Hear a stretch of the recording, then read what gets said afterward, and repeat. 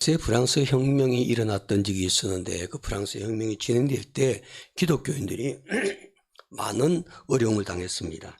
특별히 프랑스 의회에서 이런 결정을 내리게 됩니다. 종교를 폐지한다. 기독교를 폐지한다는 거죠. 그래서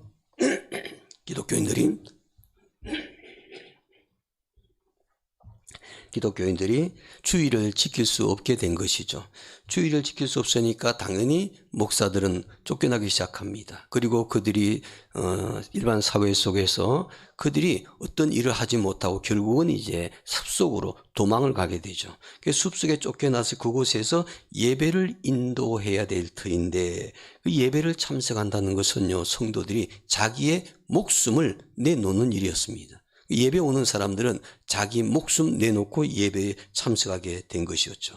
그래서 누구도 감히 목숨을 내놓아야 하는 예배를 행하거나 참석하지를 못했던 현실을 보게 됩니다. 그럼에도 불구하고 믿음이 신실한 그리스도인들은요, 집회를 중단하지를 않았습니다. 연락군을 세워서 각 집집마다 다니면서 모임 장소를 암호로 정해가지고서 그들에게 말해줍니다. 그러면은 밤중에서 그들이 목숨을 걸고 그 암호를 해독하고 집회 장소에 모여서 함께 모임을 갖습니다. 밤중이기 때문에 소음 때문에 사람들에게 혹시 발각되면 안 되니까 그들이 조용히 집회를 갖게 되는데 항상 그 자리에서 중심은 이것이었습니다. 주의 만찬식이었습니다. 만약 발각되면은 군인들에게 죽임을 당할 수 있는데 그들은 떡과 잔을 나누면서 주의 만찬식을 행하였습니다. 그리고 그 주의 만찬식을 통해서 첫째는 자기 자신들의 신앙을 지켰습니다. 또 군인들에게 발각돼 죽임을 당할지라도 내가 부활할 것이라는 소망을 갖게 되었습니다. 종교의 자유가 없는 상황 속에서 목숨을 걸고 함께 모여 주의 만찬식을 행했을 때 그들의 주의 만찬식은 얼마나 은혜와 감격이 넘쳤을까 짐작을 해보게 됩니다. 오늘날 우리는 자유롭게 예배를 드릴 수가 있습니다. 또 주의 만찬식에 참여할 수도 있습니다. 그러나 우리에게는 얼마나 은혜와 감격과 감동이 있는지 다시 한번 우리의 마음을 점검해 볼 필요가 있습니다. 종교개혁자 깔병은 참다운 교회는 반드시 두 가지가 있어야 된다고 말합니다. 첫째는 말씀이 바르게 선포되어야 된다. 강단에서 말씀이 바르게 선포가 돼야만이 참다운 교회라 그렇게 말합니다. 또 하나는 성례전이 올바르게 진행돼야 된다 그렇게 얘기를 했습니다. 신약 성기에 보면 초대교회가 매 주일마다 모여서 예배를 드리는데 그때그때마다 주의 만찬식을 거행했습니다. 그리고 16세기 종교개혁이 일어나기 전까지는 주의 만찬식이 중심이 되었습니다. 오늘은 우리 교회도 주의 만찬식을 행하는 성례 주일입니다. 이 교회의 의식을 행하기 전 우리는 왜 만찬식을 해야 하는가? 주의 만찬식은 어떤 의미를 가지고 있는가?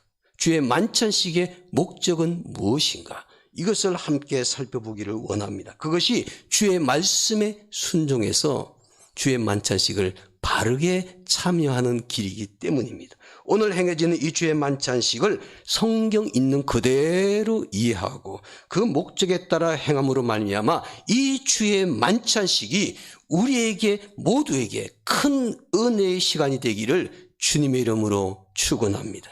먼저 우리가 행하는 주의 만찬식은 어떤 예식일까? 우리가 예배 중에 행하게 되는 주의 만찬식은 도대체 어떤 예식일까? 오늘 성경 우리에게 이렇게 답을 줍니다. 본문 23절 말씀을 보시기 바랍니다. 제가 먼저 전반부를 읽겠습니다. 내가 너희에게 전한 것은 주께 받은 것이니. 바울은요, 고린도 지역의 사람들에게 복음을 전했습니다. 그리고 그 지역에 교회를 세웠죠. 그런데 바울이 그들에게 전한 것이 또 한 가지 있다고 말합니다. 복음을 전했을 뿐만 아니라 또 한 가지 전했는데 바로 그것은 주의 만찬이었습니다. 바울은 고린도 성도들에게 복음을 전하면서 아울러 주의 만찬도 함께 전했는데 그것은 자기가 만든 것이 아니라 바울이 만든 것이 아니라 누구에게 받은 것이라고 성경은 말씀하고 있습니까? 주께 받은 것이니. 주께 받은 것이니. 바울이 교회에 전한 주의 만찬식은 주께 받은 예식이었습니다. 즉 이 만찬은 바울의 만찬이 아니었습니다. 사람들의 만찬이 아니었습니다. 우리의 만찬이 아니었습니다. 주의 만찬이라는 것입니다. 교회가 행하는 성찬은 주께 받은 주의 만찬인 줄로 믿습니다. 각 종교마다 그들이 믿는 진리를 여러 가지 형식으로 표현을 하잖아요. 여러 가지 종교 의식들이 있습니다. 그런데 그 모든 종교 의식의 근원, 의식의 출처는 어디에 있느냐?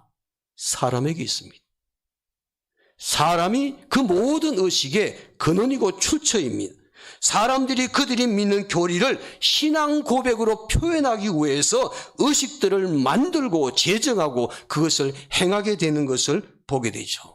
그러나 기독교의 의식은 사람들이 만든 것이 아닙니다. 기독교의 의식의 출처는 사람이 아닙니다. 성경에 보니까 예수님께서 친히 제정하시고 행하시고 우리에게 그것을 실천하라고 말씀하셨습니다. 그래서 예수님께서 우리에게 주신 두 가지 중요한 교회의 의식이 있는데 바로 그것은 침례식과 주의 만찬식입니다.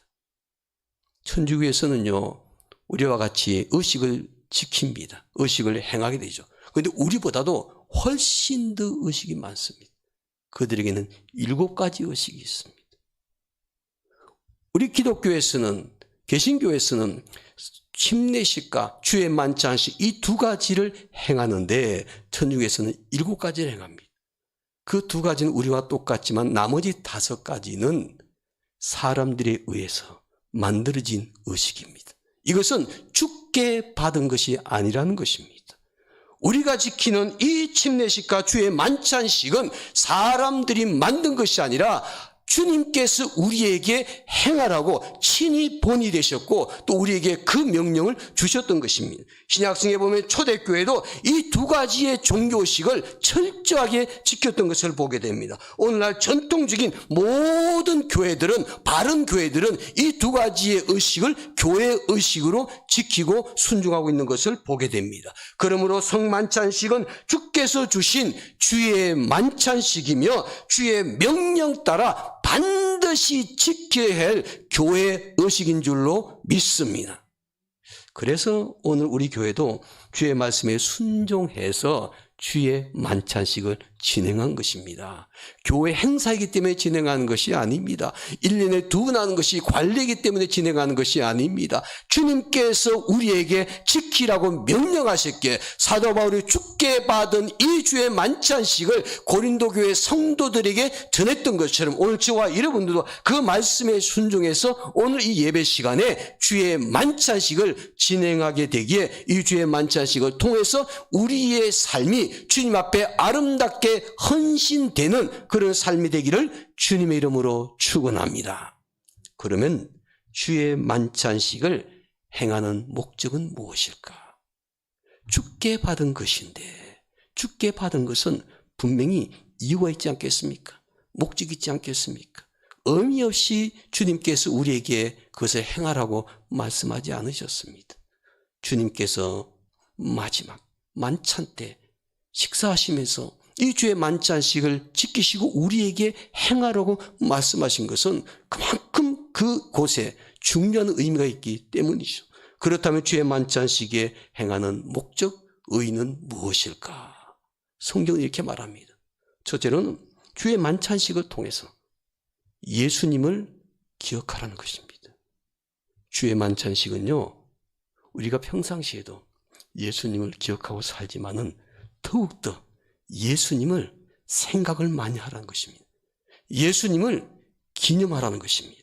본문의 말씀 볼까요? 24절과 25절 말씀 보니까 주의 만찬식의 목적에 대해서 친히 주님께서 말씀하십니다.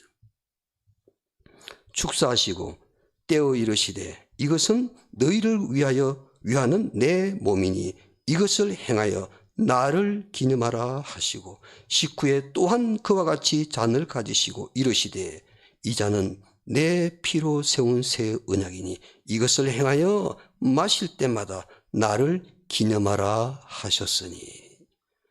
두 절의 말씀은 끝부분에 반복해서 등장하는 말씀이 있죠. 이것을 행하여 나를 기념하라. 이것을 행하여 너희를 기념하라가 아닙니다. 나를 기념하라.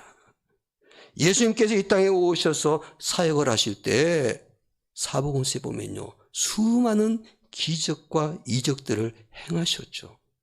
사람들이 그 기적과 이적을 보고서 얼마나 깜짝 놀랐습니까? 소경의 눈을 뜨게 하시고 안전뱅이를 일으켜 세우시고 보리떡 5개와 물고기들마로 5,000명을 먹이시고 또 12강주를 남기셨고, 그리고 어떨 때는 바다 위를 걸어오시기도 하셨고 무서운 풍랑을 잠잠케도 하셨고 심지어는 죽은 자도 살리시는 기적을 베푸셨죠. 그런데 예수님께서 이것들을 잊지 말고 기억하라 그렇게 말하신 적이 한 번도 없습니다. 오직 이것을 행해서 이 주의 만찬식을 행하면서 나를 기념하라 그렇게 말씀해요. 내가 행한 기적을 기념하라 말씀하지 않으셨으며 오병이어의 기적을 베푼 것을 기념하라고 말씀하지 않으셨으며 죽은 자를 살린 것을 기념하라고 말씀하지 않으셨으며 주의 만찬식을 행하면서 이 주의 만찬식을 행하면서 오직 한번 나를 기념하라. 주님께서 원하시는 것은 주의 만찬식을 통해서 성도들이 예수님을 생각하고 예수님을 기억하고 예수님을 기념하기를 주님께서는 원하시다는 것입니다. 그러므로 주의 만찬식은 예수님을 기념하며 예수님을 기억하는 시간인 줄로 믿습니다. 어떤 목사님이요 이런 말씀을 하셨습니다. 만약 저에게 하나님께서 나를 천국으로 불러가실 때 너에게 마지막 3번 설교할 수 있는 기회를 준다면은 어떤 설교를 하겠느냐? 저는 그 질문을 들으면서 나는 뭘 해야 될까 곰곰이 생각을 해봅니다.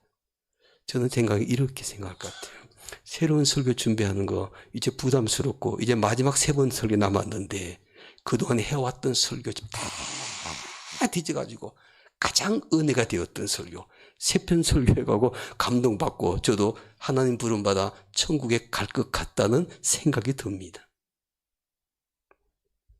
근데 이 목사님은요 마지막 3번 설교할 기회를 줬을 때 천국 가기는 무슨 설교했냐 이렇게 말할 때 이렇게 말해요. 첫째는 전도하는 설교를 하고 싶다고 그랬습니다. 전도하는 설교. 두 번째는 예수님의 재림에 대한 설교를 하고 싶다고 그랬습니다. 마지막 3번째는 십자가의 보혈을 흘리신 예수님에 대한 설교를 하고 싶다고 했습니다. 그 책을 보니까 제가 갑자기 부끄러워지더라고요. 그러면 이 목사님이 또다시 말합니다. 하나님께서 이 3종류의 설교 중에 한 번만 하라고 기회를 주신다면 무슨 설교를 하겠느냐? 이렇게 질문된 이분은 전도 설교, 재림 설교, 그것보다 십자가에 달리신 보혈을 흘리신 예수님에 대한 설교를 마지막으로 하고 싶습니다. 그렇게 대답을 했답니다. 이 말은 예수 그리스도께서 우리 죄를 대속하시기 위해서 십자가에 흘리신 보혈이 우리가 믿는 기독교에서 가장 중요하다는 것입니다. 만약 그 사건이 없었다면 저와 여러분들은 죄사함 받지 못할 것이고 구원받지 못할 것이고 천국에 대한 소망을 누리며 살 수가 없을 것입니다. 그래서 종교개혁자 마틴 루터는 이런 유명한 말을 합니다. 성경을 짜고 짜보아라. 거기에는 십자가의 피만 나올 것이다. 우리는 주의 만찬식을 행하면서 떡을 먹을 때마다 우리 죄를 위해서 십자가에 희생하신 주님의 몸을 기억해야 할 줄로 믿습니다. 또 잔을 마실 때마다 우리 죄를 위해서 우리를 구원하시기 위해서 십자가에 흘리신 예수님의 그 보혈을 기억해야 될 줄로 믿습니다. 만약 우리가 주의 만찬식을 행할 때 나를 위하여 십자가에 희생하신 주님의 몸과 주님의 보혈을 생각하지 않고 그냥 예식에 참여한다면 그 예식은 헛된 것입니다.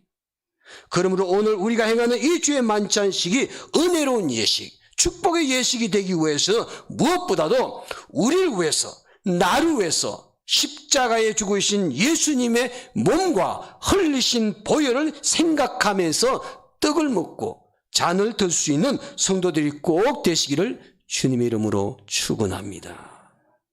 주의 만찬식은 예수님을 기념하고 기억하는 것입니다. 둘째는 주의 만찬식을 행하는 것은 복음을 전하는 것입니다. 주의 만찬식 그 자체가 복음 선포입니다. 본문의 말씀 볼까요? 26절까지 말씀, 26절 말씀을 먼저 보시기 바랍니다. 26절 말씀 우리 다 함께 읽겠습니다. 너희가 이 떡을 먹으며 이 잔을 마실 때마다 주의 죽으심을 그가 오실 때까지 전하는 것이니라. 아멘. 주의 죽으심을 전한다는 것. 주님께서 십자가에 죽으셨던 것. 그것을 이 주의 만찬식을 통해서 표현하는 것입니다. 전하는 것입니다. 다시 말하면 이것은 복음을 전하는 것입니다. 실제로 고린도전서 15장 1절 이하에 보게 되면은 바울이 전한 복음에 대해서 말합니다. 이 복음은 바울이 만든 것이 아니고 주께 받은 것이라고 말합니다. 그 복음은 무엇일까? 복음의 핵심은, 우리가 전하는 복음의 핵심은 예수 그리스도의 죽음과 부활입니다. 예수님의 죽음과 부활, 이것이 바로 복음이라는 겁니다. 우리를 죄에서 구원하시기 위해서 예수님께서 십자가에 죽으셨고 우리에게 새 생명과 부활의 소망을 주시기 위해서 예수님께서 부활하셨습니다. 이것은 이 복음을 우리가 전하는 것, 바로 그것이 주의 만찬식이라는 겁니다. 주의 만찬식은 복음을 표현하는 것입니다. 예수님께서 말씀하시기를 너희는 온 천하에 다니면서 만민에게 복음을 전파하라, 그렇게 명령하셨죠. 예수님은 인간의 죄의 문제와 죽음의 문제를 해결해 주는 복음을 우리에게 전하라고 했습니다. 그렇죠. 사람들은 인생을 살아가면서 수많은 문제를 안고 살아가는데 인간이 힘으로, 사람의 도움으로 해결할 수 있는 문제도 많이 있습니다. 그런데 그 문제 가운데 인간의 힘으로는 어느 누구도 해결할 수 없는 두 가지의 문제가 있죠. 바로 그것이 인간의 근본적인 문제라고 말합니다. 첫째는 죄의 문제입니다. 둘째는 죄의 결과인 죽음의 문제입니다. 이 죄와 죽음의 문제는 인간의 지식으로, 인간의 물질로, 인간의 명예로, 권력으로도 해결할 수가 없습니다. 그래서 사람들은 태어나면서부터 죄의 문제와 그리고 죽음의 문제, 이 두 가지의 문제 때문에 고민하고 사는 것을 볼 수 있지 않습니까? 그런데 이 죽음의 문제, 죄의 문제를 완전하게 해방시켜 주신 분이 바로 예수 그리스도의 복음이라는 것입니다. 주님의 죽음은 오늘 저와 여러분들의 죄의 문제를 해결해 주셨고, 주님의 부활은 우리의 사망의 문제를 해결해 주셨습니다. 그러므로 예수 그리스도의 이 복음은 인간의 근본적인 문제인 죄와 죽음의 문제를 해결해 준 놀라운 사건이죠. 이것이 바로 복음입니다. 이 복음을 주님 오실 때까지, 즉 주님 재림 때까지 전하라고 명령하시면서 이 주의 만찬식을 행하여 주셨습니다.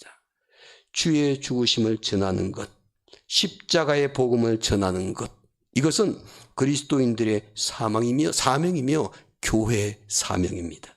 오늘 이 주의 만찬식을 통해서 그 사명을 다시 한번 다짐하는 시간이 되기를 주의 이름으로 축원합니다. 셋째로, 주의 만찬식은요, 그리스도의 몸에 참여하는 것입니다. 우리가 주의 만찬식을 행하는 것은 예수님을 기념하고 기억하는 것이고, 주의 만찬식을 행하는 것은 예수님의 죽으신 그 복음을 전하는 것이고, 세 번째는 예수님의 몸에 참여하는 것이 주의 만찬식의 세 번째 의의입니다. 성경 고린도전서 10장 16절 이하에 보면요, 이런 말이 나와요. 그게 또 한 번에 주의 만찬식에 대한 교훈이 나와 있는데, 고린도전서 10장 16절 이하에 보면 이렇게 말합니다. 우리가 축복하는 바 축복의 잔은 그리스도의 피에 참여함이 아니며 우리가 떼는 떡은 그리스도의 몸에 참여함이 아니냐. 떡이 하나요 많은 무리가 한 몸이니 이는 우리가 다 한 떡에 참여함이라. 한 떡에 참여함이라. 주의 만찬식을 행하면서 떡을 떼고 잔을 마시는 것은 영적으로 이런 의미가 있다는 것입니다. 그리스도 몸에 참여하는 행위라는 것입니다. 그리스도의 몸에 참여하는 모든 사람들은 영적으로 말하면 다 한 몸이라는 것이죠. 여러분, 주의 만찬식에 참여할 때 잔을 들고 떡을 먹고 잔을 들 때 영적인 의미는 예수님의 몸에 다 함께 참여하는 것입니다. 그러면 오늘 주의 만찬식을 통해서 떡을 먹고 잔을 마시는 것은 모든 성도들이 그리스도의 몸에 참여하는 한 몸이라는 것을 영적으로 확인할 수 있는 그런 시간이라는 거죠. 우리는 이 세상에 여러 가지 인간관계를 맺고 살고 있지 않습니까? 아마 가장 가까운 관계를 말하면 당연히 가족관계입니다. 가족관계. 피를 나눈 부모, 형제, 자녀들이 있죠. 그리고 세상에 나가 여러 관계들을 형성을 하게 됩니다. 같은 학교 나온 친구들, 같은 직장에 일하는 동료들, 이웃에 함께 사는 사람들, 한민족, 한국에 속해 사는 사람들입니다. 이런 모든 인간적인 관계를 형성하며 살아가는데 우리에게 또 한 가지 중요한 관계가 하나 있어요. 이것은 바로 육적인 관계가 아니라 영적인 관계입니다. 혈통으로 이루어진 관계가 아니라 믿음으로, 신앙으로 이루어진 관계입니다. 우리 모두가 예수님을 믿으면 예수님 때문에 한 형제, 한 자매, 즉 영적 가족이 되었다는 것입니다. 그래서 교회를 신앙의 공동체, 가족의 공동체, 그렇게 말하는 것입니다. 사랑하는 성도 여러분, 우리가 이 세상에 살다 보면 이 세상 사람들과 관계가 참 중요하다 생각하고 사람들 관계를 잘 유지하기 위해서 정말 애쓰고 수고하는 사람들 많이 있잖아요. 인간관계 소홀히 하지 않으려고 애쓰는 사람들이 참 많습니다. 그래서 마치 우리가 세상 사람들하고 더 가까이 밀착해서 사는 것처럼 느껴질 때도 있습니다. 그러나 여러분, 이 세상의 관계는 아무리 중요한 관계라도, 아무리 소중한 관계라도 이 기간은 이 세상에 살아있을 때까지만입니다. 우리가 이 세상을 떠나게 되면 그 모든 관계는 다 끝나게 됩니다. 그러나 영적인 가족관계는 이 세상을 떠나도 영원히 지속되는 것입니다. 천국에서. 오늘 저와 우리가 이 세상에 살아가면서 육적인 관계도 소중하게 여겨야 될 뿐만 아니라 더 중요한 것은 영적인 소중한, 영적인 가족관계 더 소중히 여길 수 있는 성도들이 되었으면 좋겠습니다. 천국에 가서도 아름다운 영적인 가족관계를 더 아름답게 누림으로 말미암아 오늘 저와 여러분들이 그것을 소망하며 살아갈 사람이 되기를 원하는데, 바로 오늘 주의 만찬식이 나는 영적으로 예수님 몸에 참여하는 가족이 되었구나, 가족이구나, 이것을 꼭 확인할 수 있는 그런 시간이 되기를 원합니다. 레오나르도 다빈치가 여러 가지 많은 명작을 남겼죠. 그 가운데 우리가 잘 아는 마지막 그 만찬 있지 않습니까? 최후의 만찬, 이것을 다 보니까 이 사람들이 참 감동을 얻죠. 웬만한 기독교인들은 집에다 하나씩 걸어두기도 합니다. 이 최후의 만찬은요, 다빈치가 43살 때 그렸습니다. 자기가 그리게 된 것은 밀라노의 한 백작이 특별히 부탁을 했습니다.